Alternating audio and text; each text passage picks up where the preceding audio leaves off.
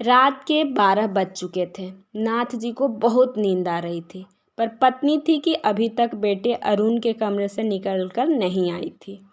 2 बार नाथ जी उसके कमरे में चक्कर लगाकर आ चुके थे और अपनी पत्नी को बुला चुके थे। आखिर बहू नव्या को रसोई में जाते देखकर उठ गए और अरुण के कमरे में जाकर बोले, अरे भगवान, कब तक अरुण के कमरे में ही बैठी रहोगी? अब इन्हें भी सोने दो और खुद भी जाकर सो जाओ। आपको भी क्या चैन नहीं है? कुछ पल मेरे बेटे से बात कर रही हूँ, लेकिन आपको वो भी नहीं सुहाता। चले आते हैं। अरे मुझे तो सब सुहाता है, पर तुम दवाई लेना भूल जाती हो और फिर मुझसे ही झगड़ा करती हो कि आप याद नहीं दिला सकते थे क्या? हाँ तो ठीक है ना, दवाई लेकर आकर बैठ जाती हूँ। नहीं नहीं, तुम दवाई कमरे में ही ले लो और फिर आराम करो। डॉक्टर ने दवा लेने के बाद आराम करने के लिए कहा है। लेकिन कब? इस बार जब गए थे तब डॉक्टर ने कहा था, पर मेरे सामने तो ऐसा कुछ नहीं बोला।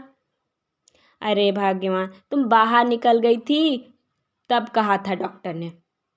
सुना करो। आखिर राधा जी को मन मारकर अपने कमरे में आना ही पड़ा। राधा जी के कमरे में आते ही नाथ जी ने कहा, क्या तुम बच्चे के कमरे में बैठी रहती हो? अच्छा लगता है क्या इस तरह से इतनी रात तक वहाँ बैठना? इसमें अच्छा लगने की क्या बात है? मेरे बेटे से ही तो बात कर रही हूँ। पहले भी तो रात को मैं उससे बात करती थी, पर पहले की बात और थी, अब बात और है। अब घर में बहू आ चुकी है। पहले कौन सा तुम उसके कमरे में 12 बजे तक बैठी रहती थी? तो बहू के आने के बाद भी मेरा बेटा तो मेरा बेटा ही रहेगा ना। जी तुनक्कर कहा और अपनी दवाई लेकर सोने चली गई। नाथ जी अपना सिर पकड़कर बैठ गए। दूसरे दिन सुबह नाथ जी अपने मॉर्निंग वॉक से लौटकर आए तो घड़ी में 9 बज चुके थे। अरुण अपना नाश्ता कर रहा था और राधा जी वहीं डाइनिंग टेबल पर बैठी हुई थी, जबकि बहू नव्या नाश्ता सर्व कर रही थी। राधा जी नव्या को बिल्कुल भी अरुण के पास रुकने नहीं दे रही थी। जैसे ही नव्या कुछ सर्व करने के लिए आती तो राधा जी बर्तन उसके हाथ से ले लेती। नाथ जी अपने साथ गर्मा गर्म कचौरी लेकर आए थे। उसे नव्या को देकर बोले, ले बहू, अरुण को भी परोस दे। नव्या कचौरी लेकर अरुण के तरफ बढ़ ही रही थी कि राधा जी ने उसके हाथ से कचौरियाँ भी ले ली और उससे कहा, जा बहू, अरुण का टिफिन पैक कर दे, मैं कचौरियाँ परोस दूंगी, जा जा जल्दी जा। हे भगवान, इस औरत को कब समझ में आएगा? यही बात सोचते हुए नाथ जी वहीं सोफे पर बैठ गए और राधा जी के तमाशा देखने लगे। थोड़ी देर बाद अरुण घर से निकलने लगा तो उसने नव्या को आवाज़ देकर कहा, नव्या, शाम को जल्दी तैयार हो जाना, रवि के यहाँ पार्टी में जाना है, मेरे दोस्त आ रहे हैं। इससे पहले कि नव्या कुछ कहती, राधा जी बोली, अरे फिक्र मत करो बेटा, हम लोग तैयार हो जाएंगे। तू जा जा मेरा बच्चा, जल्दी जा, हम लोग रेडी होकर रहेंगे शाम में। राधा जी की बात सुनकर अरुण एक पल के लिए रुक गया। यहाँ तक कि नाथ जी भी हैरानी से अपनी पत्नी की तरफ देखने लगे। राधा जी ने कहा, अरे खरा क्या है, जाता क्यों नहीं? देर हो जाएगी ऑफिस में, जा जल्दी। अरुण ने अपने पापा की तरफ देखा तो उन्होंने उसे जाने का इशारा किया।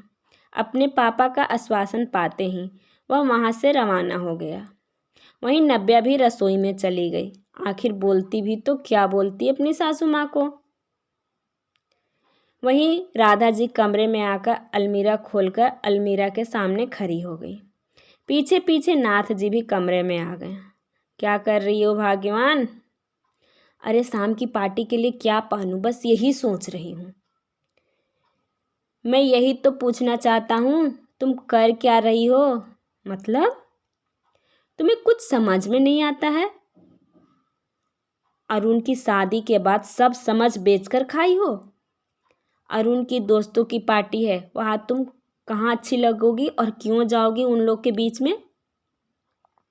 अरे मैं तो उनके सारे दोस्तों को जानती हूँ, वे सब भी मेरे बच्चे जैसे ही हैं। जैसे मेरे लिए अरुण है, उसी तरह उसके सारे दोस्त भी हैं मेरे लिए। अरे बच्चे जैसे हैं तो उन्हें भी तो स्पेस चाहिए ना। ऐसा है तो वो अकेला चला जाएगा, ज़रूरी है क्या कि नव्या को भी साथ लेकर जाना है? नव्या तो उसके सारे दोस्त को भी ठीक से नहीं जानती है, अभी अभी तो शादी हुई है और अभी अभी इतना बाहर जाएगी क्या?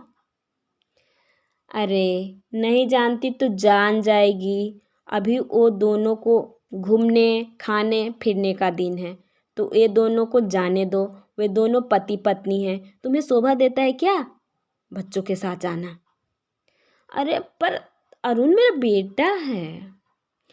पर भाग्यवान, तुम्हारा बेटा अब किसी का पति भी है, और अगर इतना ज़्यादा इन दोनों के रिश्ते के बीच में आओगी तो एक दिन ऐसा आएगा कि तुम इस घर में अकेली रह जाओगी। हर रिश्ते की अपनी मर्यादा होती है, इतनी मर्यादा क्या तोड़ना कि मजबूर होकर बेटा बहू तुम्हारे सामने खड़े होकर बोलना पड़े कि मम्मी आप अकेले रहो और मैं जा रहा हूँ दूसरे जगह रहने। ऐसा कैसे जी? मेरी बड़ी जीजी ने भी अपने बच्चे को कितनी छूट दी थी, क्या हुआ? बाद में बहू बेटे को लेकर हमेशा के लिए अलग हो गई। ना बाबा ना, मैं अपने बेटे को इस तरह अकेला नहीं छोड़ सकती, और मैं नव्या को कोई मौका नहीं दूंगी वो मेरे बेटे को लेकर अलग हो। ना बाबा ना। जब इतना ही डर था फिर बेटे की शादी ही क्यों की? देखो भाग्यवान, हर बात के दो पहलू होते हैं। जीजी की बहू बेटा को लेकर अलग हुई, इल्ज़ाम लगाना आसान है, पर क्या उनके बेटे में अक्ल नहीं था? लेकिन लेकिन कुछ नहीं। शाम को सिर्फ नव्या और अरुण जा रहे हैं, कुछ तो अपने संस्कारों पर भी विश्वास करो।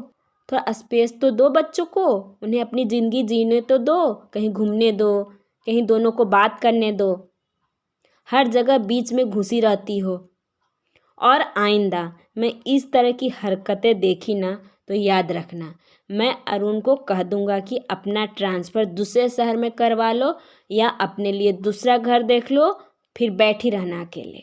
जब नाथ जी थोड़ा सख्त होते हुए कहा, तब जाकर राधा जी चुप हो गईं। आखिर पति के गुस्से देखकर उन्हें चुप रहना ही ठीक समझा, क्योंकि वे जानती थी आखिर गलत वे खुद ही हैं।